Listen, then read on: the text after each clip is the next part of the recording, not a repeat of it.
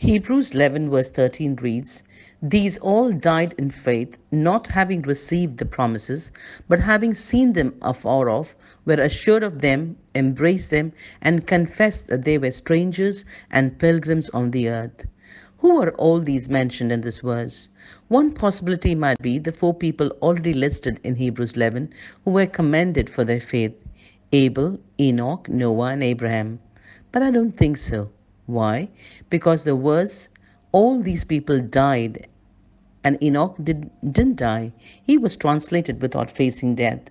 So these people can't include Enoch. Secondly, it says they did not receive the things promised, but Noah did receive what God promised him. God rescued Noah and his family from the flood just as he promised. So all these people can't include Noah either.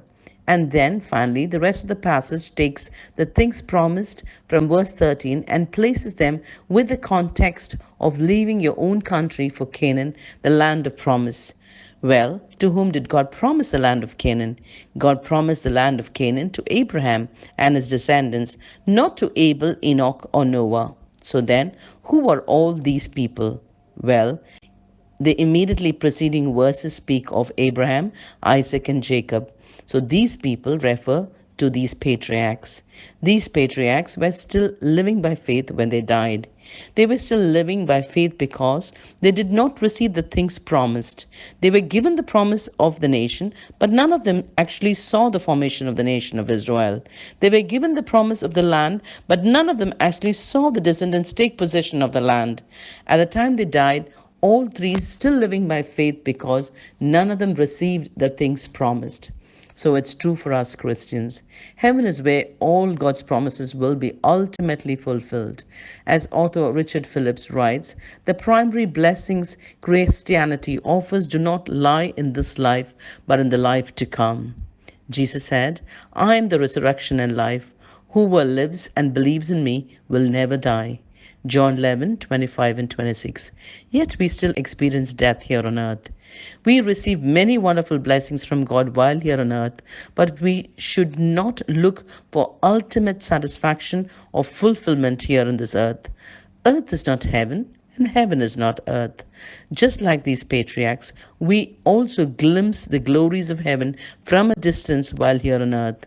For verse 13b, Hebrews 11:13b reads, "They only saw them and welcomed them from a distance."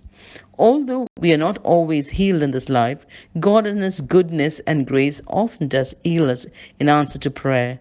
We may know sorrow and trouble here on earth, but we also experience God's supernatural peace and joy. The Bible tells us, "No eye has seen, no ear has heard, no mind has conceived what God has prepared for those who love Him." 1 Corinthians 2 verse 9. And yet, God often blesses us with foretaste of heaven during our times of prayer and worship and fellowship with fellow believers. So we should long for heaven. Why should we long for heaven? Because heaven is where all God's promises will be ultimately fulfilled. 1 Corinthians 13 verse 12 reads, "Now we see but a poor reflection as in a mirror, then we shall see face to face." Be blessed.